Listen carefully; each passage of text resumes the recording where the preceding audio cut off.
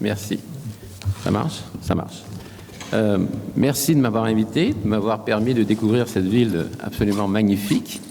Alors, premièrement, je suis quelqu'un d'ennuyeux et de craintif, alors je lis mes textes. Alors, n'ayez pas crainte, je vais lire mon texte. Et j'ai intitulé mon texte « L'objet du désir et le désir d'objet » et j'espère que la raison de ce titre deviendra claire au fur et à mesure que j'avancerai. Girard, au début de Mensonges romantiques et vérités romanesques, donne un exemple de rivalité entre M. de Rênal et Valenod dans Le Rouge et le Noir, afin de montrer comment l'objet du désir, en l'occurrence embaucher Julien Sorel comme précepteur de ses enfants, peut naître de la rivalité plutôt que la précéder.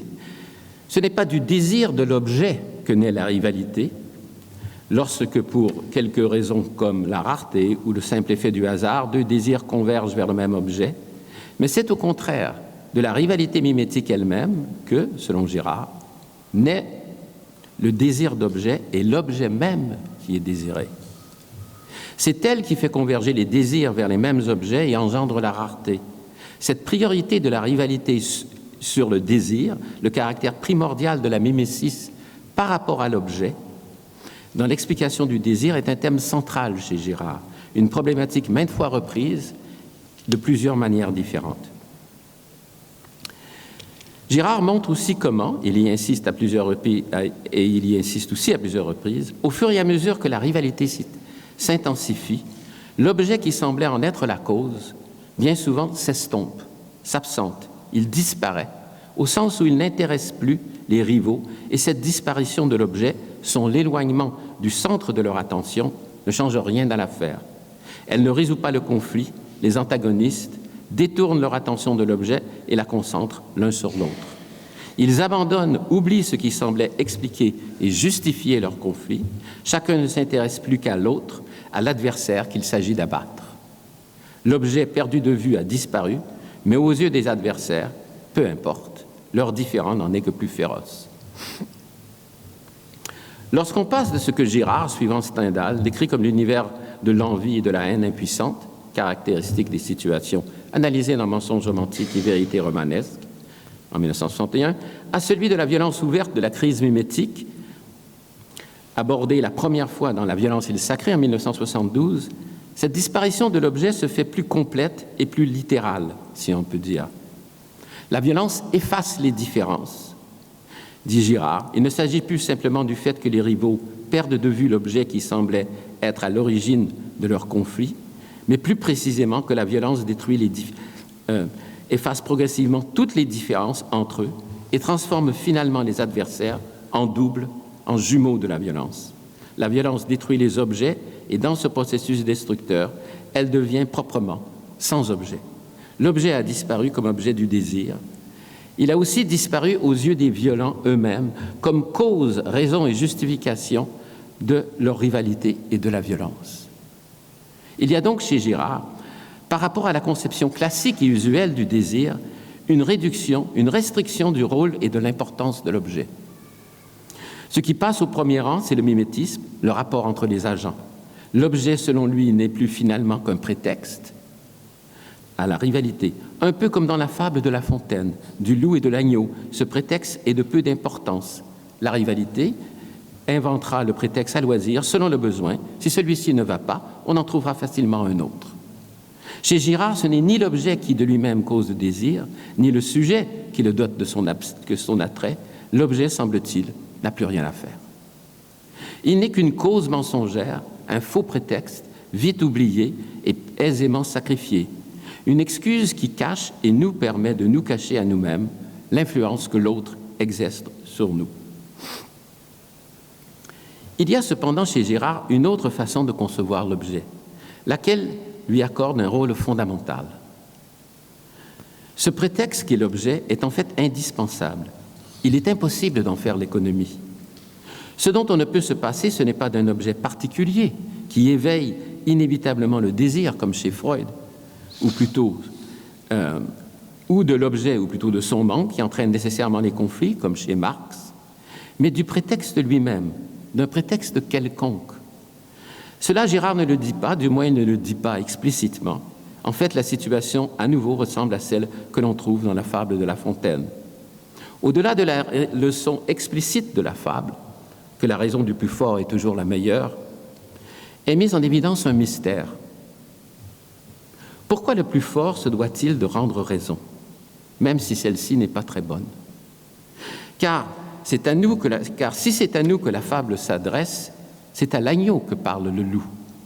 Quelle nécessité pousse le plus fort à s'adresser à sa victime, comme les Khmers rouges qui exigeaient, à force de torture de ceux qu'ils allaient exécuter, qu'ils confessent premièrement leurs méfaits, c'est-à-dire qui exigeaient de leurs victimes qu'elles acceptent, fassent les raisons justifiant l'action de leurs tortionnaires. Ici, chez Girard, comme chez La Fontaine, au-delà de la leçon explicite, cette fois la leçon étant que le désir est mimétique, leçon par laquelle l'objet est déchu de sa place centrale et privé de sa singularité, puisqu'il ne s'agit plus qu'un objet quelconque, qui peut être n'importe quoi, demeure un mystère. Pourquoi Valenod et de Rênal se donnent-ils le mal de transformer l'insignifiant Julien Sorel en un prix qu'ils se disputent comme occasion nécessaire de leur conflit? Pourquoi ne s'affrontent-ils pas directement comme les loups qui, en fait, mangent les agneaux sans rien leur dire? Il y a un mystère de l'objet auquel la rivalité se doit de rendre hommage, tout comme les plus forts se voient contraints de rendre raison, aussi mauvaise cette raison soit-elle. La thèse que je me propose de défendre est que l'objet est fondamental, que sans lui, il n'y a pas de désir. Cependant, avant de demander pourquoi il en va ainsi, il importe premièrement de montrer que l'objet est bel et bien indispensable, que le prétexte est bien nécessaire au désir. Le désir d'objet, le désir et l'objet.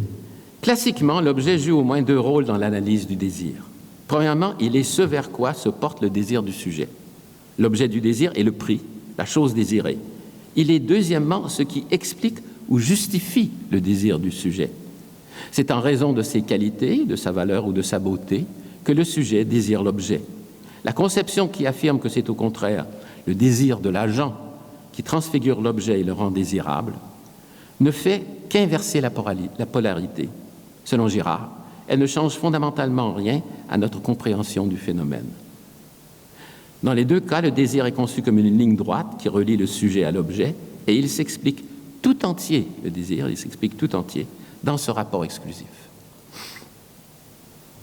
Pour Girard, il faut remplacer l'image simple d'un trait qui attache le sujet à l'objet désiré par celle plus complexe d'un triangle dont deux des sommets sont occupés par un agent et le troisième par l'objet.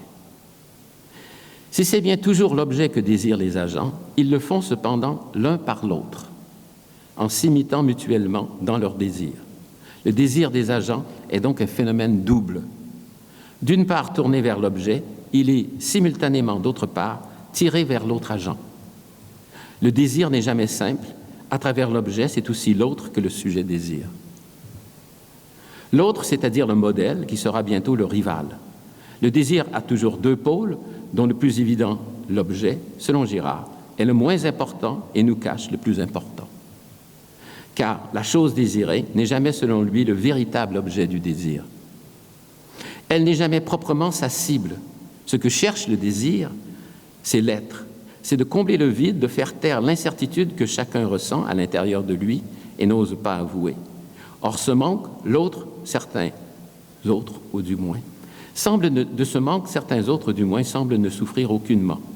Ils paraissent détenir la clé de l'existence confiante et réussie que recherche le sujet. Si le sujet imite le désir de l'autre, s'il cherche à s'approprier les objets auxquels l'autre tient, c'est dans l'espoir de participer à cette existence supérieure qui le caractérise à ses yeux.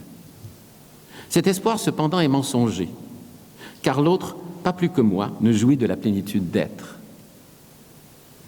À la racine du désir émétique, il y a, selon Girard, un désir métaphysique, un désir d'être, désir d'éternité et d'absolu. Il y a aussi une méprise et une illusion. Le sujet se méprend lorsqu'il désire l'objet, il échoue à comprendre que c'est l'autre qui l'attire, que c'est véritablement son modèle qui commande son désir. L'illusion est que l'autre, un autre ou une autre, pourrait d'une manière quelconque réussir à satisfaire ce désir de transcendance. Le désir mimétique, écrit Girard, est un désir de transcendance dévoyé. C'est pourquoi l'objet a si peu d'importance, parce qu'il participe d'une illusion et d'une méprise, participe de la manière dont le désir se trompe et nous trompe quant à ce que nous désirons vraiment. Nous croyons désirer l'objet, mais en fait, c'est l'autre que nous recherchons, mais nous le recherchons faussement, car il ne peut tenir la promesse dont nous l'avons investi. L'objet est en un sens doublement faux. Il n'est pas vraiment ce que nous désirons, et nous ne le désirons pas pour les bonnes raisons. Pourtant, sans objet, il n'y a pas de désir, pas même de désir métaphysique. Dans Mensonge romantique et vérité romanesque, Girard argue qu'au sein de la rivalité mimétique, il n'y a pas de véritable victoire possible, parce que celui ou celle qui s'est emparé de l'objet le voit bientôt perdre sa valeur, de n'être plus l'enjeu d'une rivalité. Avec le rival vaincu disparaît l'enchaînement qui donnait à l'objet son importance. Deux voies s'offrent alors au sujet, déçu par sa victoire. Soit tourner son désir vers un objet plus inaccessible, détenu par un rival plus puissant. Soit remettre l'objet en péril dans une rivalité nouvelle, comme on le voit dans L'Éternel Mari de Dostoïevski, ou dans la nouvelle de Cervantes, Le curieux impertinent. Dans un cas comme dans l'autre, le sujet se condamne tôt ou tard à l'échec. En conséquence, le désir mimétique conduit toujours à l'échec et la position de perdant est fondamentale si on veut comprendre l'évolution du désir. Or, l'échec, selon Girard, rehausse le prestige du modèle aux yeux du disciple rejeté. Il en fait une cible encore plus propre à être imitée et le disciple, en conséquence, tente à adopter au sujet de lui-même le jugement de l'autre qui l'a rejeté. La dynamique du désir conduit à une aggravation, à une intensification de la rivalité. Elle amène aussi à remplacer l'attrait pour l'objet et pour l'autre par le rejet et la haine de soi et de l'autre. L'exaspération de la rivalité, nous l'avons vu, conduit à la disparition de l'objet et la disparition de l'objet mène à la violence, c'est-à-dire à l'effort pour blesser ou détruire le rival ou l'objet. Girard insiste sur la continuité de l'évolution qui va du désir de l'objet et de l'autre vers le refus, le rejet et finalement la violence. Cette continuité entre des sentiments opposés, comme l'attrait et le rejet, ou l'amour et la violence, est mise en évidence dans les analyses de Proust et surtout de Dostoïevski. Les drames domestiques que rapportent les journaux et les autres médias nous en fournissent des exemples tous les jours. Le changement de vocabulaire dans l'œuvre plus tardive de Girard renforce encore l'impression d'une évolution progressive depuis l'attrait du désir jusqu'au rejet violent. En effet, à partir des choses cachées depuis la fondation du monde, Girard parle de moins en moins de désir et de plus en plus de mimésis. En fait, dans ce livre, il propose de réserver le terme de désir pour les phénomènes mimétiques typiques du monde moderne qu'il analyse dans Mensonge romantique et vérité romanesque. Même si Girard par la suite ne respectera pas cette convention, la suggestion indique qu'il était de plus en plus convaincu que le désir n'était qu'un moment ou qu'un aspect d'un phénomène relationnel plus vaste, le mimétisme, et que le désir n'avait peut-être pas d'identité propre, autre que culturelle. Ainsi, dans l'explication de la résolution de la crise sacrificielle, plutôt que parler de désir émotique et de violence mimétique, Girard utilisera dorénavant les termes de mimésis d'appropriation et de mimésis de l'antagoniste. Il n'y a plus qu'un seul phénomène, la mimésis, dont le désir et la violence constituent certes des moments distincts, mais des moments qui n'ont, semble-t-il, pas d'indépendance véritable, qui n'ont pas d'existence autre que comme moment d'un même processus dynamique. Pourtant, il y a bien un renversement. La transformation du désir en haine est un phénomène observable, et ce renversement coïncide avec la disparition de l'objet, avec l'effacement du prétexte qu'il est dès lors loisible d'abandonner.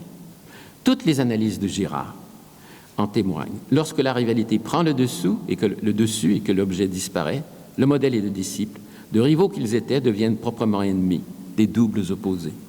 Le désir et l'attrait cèdent le pas à des sentiments non seulement différents, mais opposés, la haine, le rejet, le ressentiment, le mépris. Lorsque l'objet disparaît, le désir, lui aussi, s'évanouit, comme s'il n'était possible de désirer l'autre que par le biais et l'intermédiaire de l'objet. Lorsque l'objet disparaît, il n'y a plus de désir, et inversement, lorsqu'il n'y a plus de désir, l'objet disparaît. Il perd son importance, on s'en détache. L'objet, le prétexte, est indispensable. C'est lui qui permet aux agents de rivaliser sans s'opposer directement, c'est-à-dire de faire autre chose que simplement s'opposer. Tout mimétique qu'il soit, le moment du désir, par son double rapport à l'autre et à l'objet, a une spécificité propre. Il assoit les différences que la violence détruit. L'objet est entre les rivaux, comme l'est une table qui sépare ceux qu'elle unit et inversement unit ceux qu'elle sépare. C'est ce qu'illustre à sa manière l'analyse de la coquette que Girard propose dans Mensonges romantiques et vérité romanesque. La coquette, nous dit-il, valorise son corps en le faisant désirer par d'autres. Les désirs tournés vers elle donnent à son corps une telle valeur qu'elle est incapable et n'a aucune raison de le céder. Elle doit cependant constamment le remettre en scène comme objet du désir que les autres doivent admirer, dont ils doivent rêver. La coquette n'a de valeur à ses propres yeux que par le désir des autres qui convergent sur elle, une valeur qui l'empêche de partager son corps, mais la contraint à l'offrir sans cesse pour le refuser. Cette analyse suppose une forme de dédoublement de la coquette entre sa personne et son corps, entre le sujet du désir, qui désire, et l'objet du désir, qui, en l'occurrence, n'est autre qu'elle-même. C'est le désir des autres qu'elle imite, qui la sépare ainsi d'elle-même et transforme son corps en un objet qu'elle désire. La coquette rassemble autour d'elle les soupirants qu'elle maintient éloignés. Il n'y a pas de désir sans objet, ni même si cet objet n'est qu'un prétexte. L'objet est indispensable. Pourquoi? Sans objet, il n'y aurait pas de monde. Sans objet, nous serions des animaux qui vivent au plus près de leurs besoins. Si l'homme est un loup pour l'homme, comme disait Hobbes, c'est le loup de la fable qui parle aux agneaux qu'il dévore. Or, il y a des objets parce que nous sommes des animaux mimétiques, parce que chacun pense découvrir en l'autre ce qu'il lui faut pour être. Le fait est que dans la nature, disons, au hasard d'une balade en forêt, l'objet n'est pas donné. Il ne nous est pas facile de le reconnaître. Ce qui s'offre au regard, ce sont plutôt des ensembles, une forêt, des montagnes, un paysage, une rivière, lesquels ne sont pas véritablement des objets. Ce sont des lieux, des parties du monde qu'il est possible d'admirer, de craindre ou de détester, ou d'aimer, mais qu'il n'est pas, à proprement parler, possible de désirer ou de désirer posséder ou s'en approprier.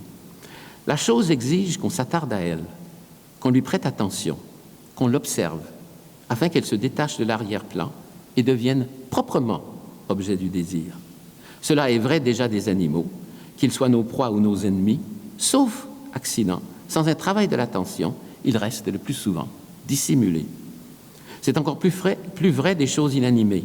L'objet du désir n'est pas donné, ce n'est pas une chose naturelle, mais une entité construite, fabriquée au moins par le regard humain, le plus souvent par l'action, un artefact.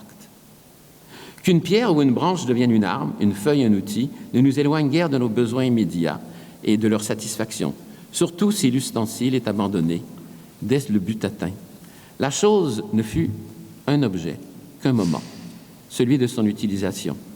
Aussitôt délaissée, elle retourne dans l'indistinction dont l'intérêt et le besoin l'avaient retirée. D'où l'intérêt et le besoin l'avaient retirée. L'objet ne devient tel que par l'attention qu'on lui porte. C'est elle qui découpe dans le divers de la perception. C'est elle qui arrête la chose dont il convient de s'occuper, qu'il importe de préserver, de retenir dans l'esprit, sinon de fait. Or, l'attention ne s'éloigne des objets et de la satisfaction des besoins immédiats pour se tourner vers toutes les choses a priori insignifiantes que par l'intérêt que l'autre leur porte.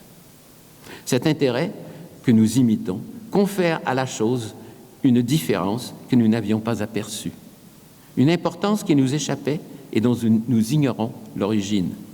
L'attention que je porte à cette chose, qui jusqu'alors n'était rien pour moi, la transforme en un objet.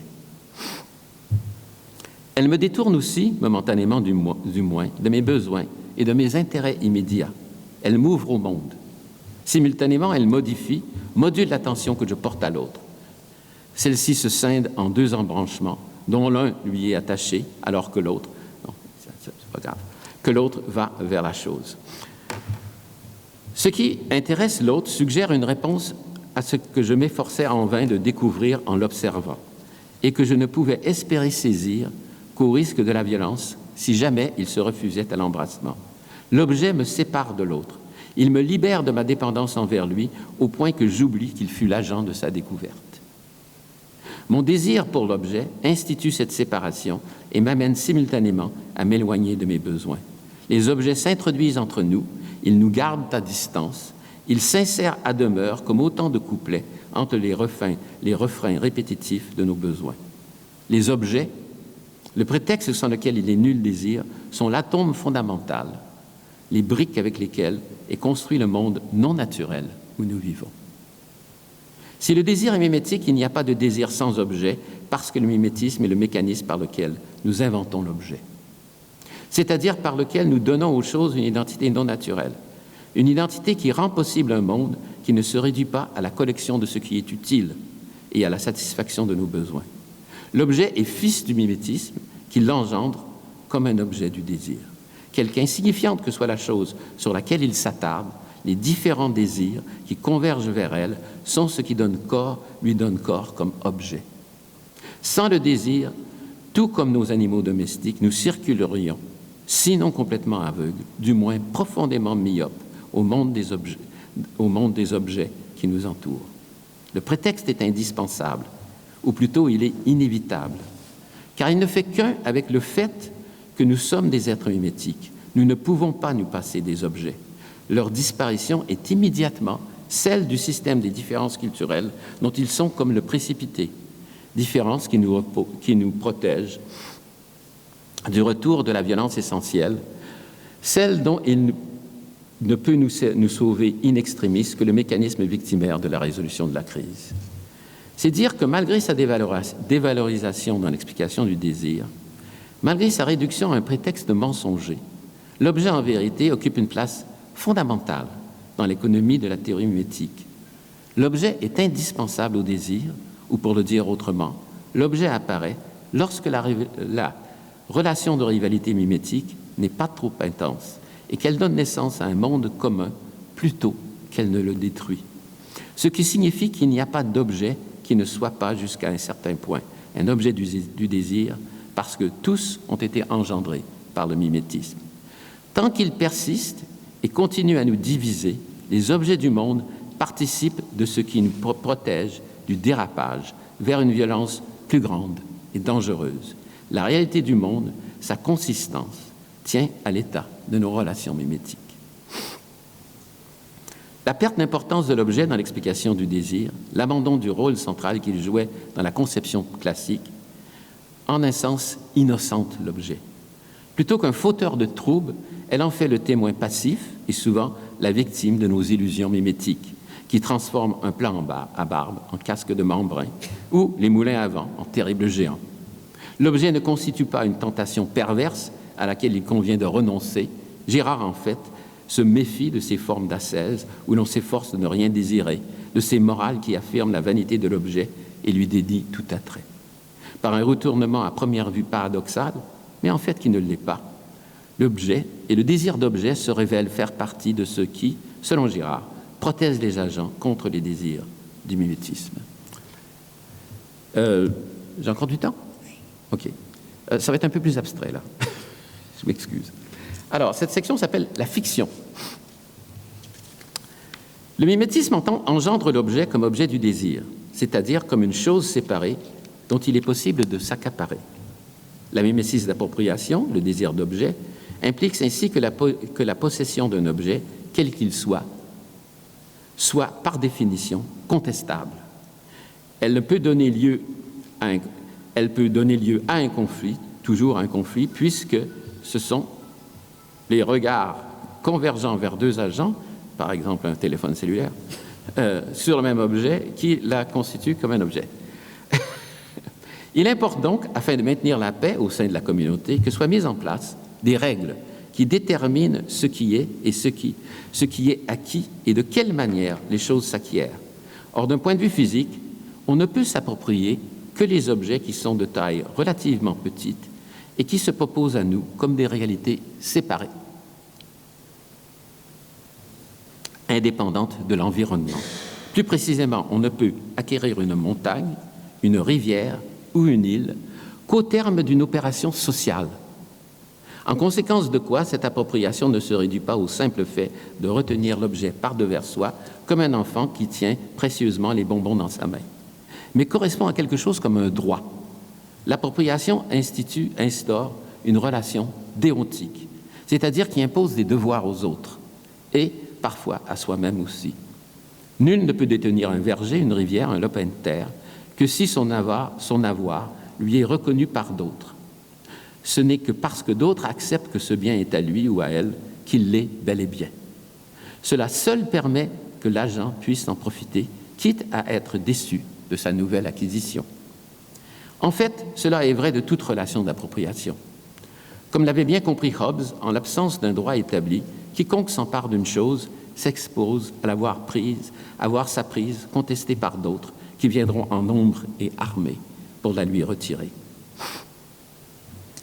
Or, toute forme d'appropriation qui protège les agents contre ces conflits incessants suppose l'existence de fictions, c'est-à-dire de certains objets comme un droit, une norme, un interdit, une obligation, qui n'ont de soi aucune existence matérielle ni naturelle. Ils ne font pas partie de l'ameublement du monde. Plus précisément, ils n'en font pas partie sans nous. C'est en ce sens que ce sont des fictions, car ces objets n'existent que pour autant que nous les reconnaissons. Notez cependant que selon ce qui a été dit plus haut, cela est vrai jusqu'à un certain point de tout objet, quel qu'il soit, matériel ou non. Lorsque ceux d'entre nous qui sont prêts à les sacrifier à la poursuite de leur rivalité deviennent trop nombreux, les fictions, droits ou obligations, cessent d'exister, effectivement. Tout comme les chants, les personnes ou les œuvres d'art, ces fictions sont, au-delà d'un certain seuil d'identité, des rivalités détruites par elles. Abandonnées de tous, elles disparaissent. Elles meurent par le désintérêt de tous ceux qui sont persuadés que l'enjeu de leur conflit est plus important que le respect de ces êtres sans substance ni subsistance propre. Le fait que ces fictions soient détruites pour les mêmes raisons que les objets ordinaires, les objets physiques, suggère qu'elles sont tout aussi réelles que les choses qu'il nous faut détruire à coups de canon. Dans un cas comme dans l'autre, nous les détruisons en reconnaissant que les unes et les autres valent moins que la poursuite du conflit où nous sommes engagés. Que ces objets abstraits, les fictions, de ce que ces objets abstraits, les fictions, ne peuvent exister sans nous, ne signifie pas cependant qu'elles n'existent que par nous.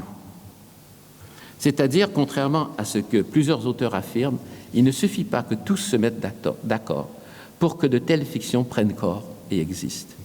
Ou pour le dire autrement, cela ne signifie pas, pour le dire dans le langage de l'école, que l'intentionnalité collective ou l'intentionnalité jointe soit l'unique fondement de leur existence. Si ces êtres fictifs cessent d'exister lorsque nous cessons de les reconnaître, il ne s'ensuit pas qu'il suffit de les reconnaître pour les faire exister. Il est plus facile de détruire une maison, une cité, un pays, que de le construire, même si manifestement il faut y mettre un effort, comme le montre la guerre qui se déroule aujourd'hui en Ukraine. Il en va de même de ces précieuses fictions. Il est plus facile de les détruire, de saper leur autorité, que de les faire exister. L'opinion qui, parce qu'elles cessent d'exister, parce que cesser de les reconnaître suffit de faire disparaître les fictions, conclut qu'il suffit de les reconnaître pour les faire exister, oublie qu'une condition nécessaire n'est pas nécessairement une condition suffisante. La crise des différences, la perte de réalité, des distinctions sociales et culturelles entraînées par les rivalités se fait peu à peu. L'abandon d'une différence, le refus de respecter une norme, se présente à chacun comme une décision individuelle. La théorie du choix rationnel ou la théorie des jeux, vous voyez, considère que chaque agent prend sa décision en raison des avantages ou des inconvénients qui peuvent en découler. C'est-à-dire, dans le langage de la théorie mimétique, en raison de la position que la personne occupe au sein des rivalités qui l'opposent aux autres. Cette décision se prend de manière stratégique. Elle vise un optimum pour l'agent, quelle que soit la décision des autres. Ça, c'est une définition de stratégie, si vous préférez. Ce qui signifie que tel que cela est présenté dans, dans la théorie de la décision, la théorie des jeux, la décision qui amène l'agent à abandonner ou non une norme, que dans le processus de décision qui amène l'agent à abandonner ou non une norme, la norme, celle-ci, a cessé d'exister, de fonctionner comme une norme. Il n'y a plus à proprement parler de normes, de devoirs ou de droits qui apparaissent dans le processus de décision de l'agent. La relation déontique a été remplacée par les effets du comportement anticipé d'autrui sur l'agent qui décide. Ce comportement d'autrui peut, selon le cas, être conçu comme étant contraint par une norme, mais cela ne change rien au fait que pour l'agent qui décide, la norme n'apparaît plus comme telle. Dans de pareils schèmes explicatifs, ne peut émerger, dans le meilleur des cas, qu'une régularité de comportement collectif des agents, régularité qui soit conforme à la norme. Cette régularité surgit comme un équilibre possible des comportements des agents individuels. Cependant, contrairement à une norme, cette régularité de leur comportement ne s'impose pas aux agents de l'extérieur, mais apparaît de manière endogène comme le résultat des circonstances qui peuvent être très rares ou communes. Il n'y a pas de norme, mais seulement un équilibre. Même si cet équilibre peut être très stable, en tant qu'équilibre, il n'a pas d'existence extérieure au comportement des agents, tandis qu'une norme s'impose à eux de l'extérieur. C'est pourquoi il s'agit d'une fiction plutôt que simplement d'un équilibre. Dans le cas d'un équilibre qui s'impose ce qui s'impose de l'extérieur à chaque agent, c'est le comportement anticipé des autres agents. Et c'est cette anticipation qui contraint chacun et le motive tous à agir d'une façon qui préserve l'équilibre. Mais il n'y a pas dans cette analyse du comportement des agents de normes qui s'imposent à rien, aucune norme qui s'impose à eux de l'extérieur, c'est-à-dire indépendamment du comportement anticipé des autres. Pour le dire vraiment, une norme, vous faites quelque chose parce que vous pensez que c'est bien, pas parce que vous essayez de calculer l'effet que ça va avoir sur le comportement des autres. C'est seulement pour l'analyste, l'observateur extérieur, étranger aux agents, dont les interactions forment le système, que l'équilibre apparaît comme quelque chose d'autre et de plus que le simple comportement des agents. Une norme, une fiction, est au contraire une réalité extérieure au comportement des agents, réalité qu'ils reconnaissent comme telle et qui s'impose à eux. Elle limite leur action et donne forme aux options entre lesquelles ils peuvent choisir. Plutôt que le résultat de leur choix individuel, la fiction est, pour le meilleur ou pour le pire, ce qui contraint ces choix et restreint leurs options. La persistance de la norme, sa continuité dans le temps, exige bien que le comportement des agents se conforme à elle, ce qui donne l'impression qu'elle n'est qu'un équilibre émergent de leur comportement. Cependant, tant que les agents se comportent d'une manière qui reproduit l'équilibre, tandis que les agents se comportent d'une manière qui reproduit l'équilibre parce que cela est dans leurs intérêts, il en va autrement dans le cas de la norme. Le sociologue allemand Niklas Luhmann distingue entre les anticipations cognitives et les anticipations normatives. La différence essentielle qui sépare les unes des autres est la suivante. Lorsqu'une anticipation cognitive, par exemple qu'il fera beau ce soir, se révèle être fausse et qu'il pleut, je change ma croyance et je me munis d'un parapluie pour sortir. À l'opposé, lorsqu'une anticipation normative est infirmée par les faits, par exemple que les employés des compagnies aériennes devaient être polis dans leurs interactions avec les passagers, avec les clients, je ne me résigne pas simplement. Je n'abandonne pas aussitôt ma croyance. Au contraire, je m'y accroche. Je cherche à changer le monde. Je proteste.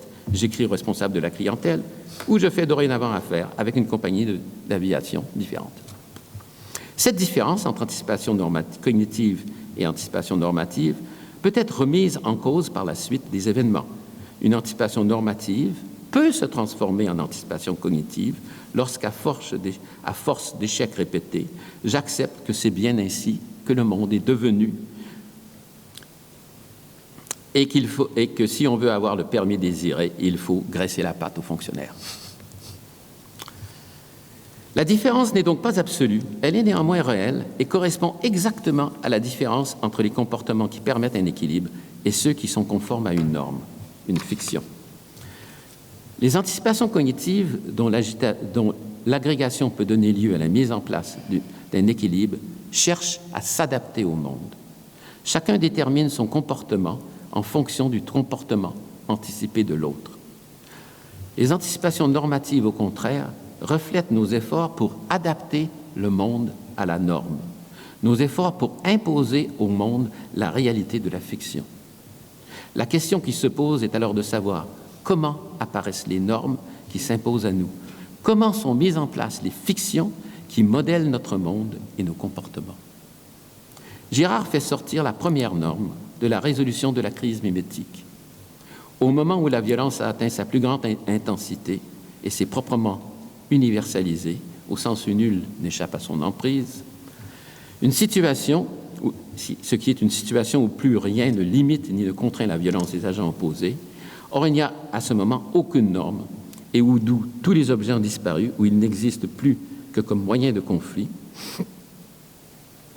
Cependant, au cœur de cette situation, une forme de fiction, une illusion est à l'œuvre. Celle que l'autre est radicalement différent du moi. Cette illusion, nous l'avons vu, était déjà à l'origine de la découverte de l'objet. Cependant, elle se cantonnait alors aux rapports successifs de divers agents entre eux et pouvait, selon le cas, conduire à des formes de rivalité plus ou moins intenses. Ici, elle fonctionne dans le cadre d'un phénomène collectif auquel elle donne forme. Par mimétisme réciproque, l'illusion à un moment devient partagée de tous au sujet du même agent qu'elle transforme en une victime contre qui se crée une unanimité. La paix retrouvée qui découle de la destruction de ce fantastique ennemi commun entraîne que son prestige, qui attirait sur lui la violence de la communauté entière, survive à la destruction de l'agent. L'illusion existe maintenant immatériellement, comme il se doit, détaché de tout agent physiquement présent. C'est le sacré, une puissance invisible. Absent depuis la mort de la victime réconciliatrice, le sacré se fait connaître que par ses effets dans le monde. Il apparaît comme source de violence et de paix, comme source de mort et de vie. Toutes les normes, fiction utile, procèdent, selon Girard, de cette illusion désubstantialisée. Elles ne possèdent pas du contenu de l'illusion, car, trace obscure d'une expérience passée, le sacré n'a aucun contenu particulier et peut donc s'accommoder de tous. Les fictions dont les normes et les droits procèdent du fait que l'illusion échappe à l'action de ceux qui ont donné naissance au sacré et s'impose à eux de l'extérieur. Plus précisément, le sacré échappe à la compréhension de leur action qu'ont ceux qui lui ont donné naissance par leur action. C'est pourquoi il s'impose à eux de l'extérieur. La norme est norme parce qu'elle participe de cette extériorité. Mais comme les hommes meurent et que de toute façon leur mémoire est courte, il importe de garder présente à l'esprit cette absence du sacré. C'est ce que font les rituels et c'est aussi ce que font certains objets, des traces du sacré. Ils sont, selon la conception anthropologique de l'art de Alfred Gell, des index. Ils témoignent de la présence d'un agent absent, sacré, de la même manière que la fumée indique la présence du feu. C'est un peu comme si Gell étendait à l'ensemble des œuvres d'art ce que Paul Evdokimov écrit au sujet des icônes. Elles ne sont pas des représentations de saints, de la Vierge ou du Christ. Ce ne sont pas des images en ce sens, c'est-à-dire comme par exemple une photographie ordinaire, mais une façon de rendre présents des êtres spirituels, des traces qui gardent présente leur absence. Merci.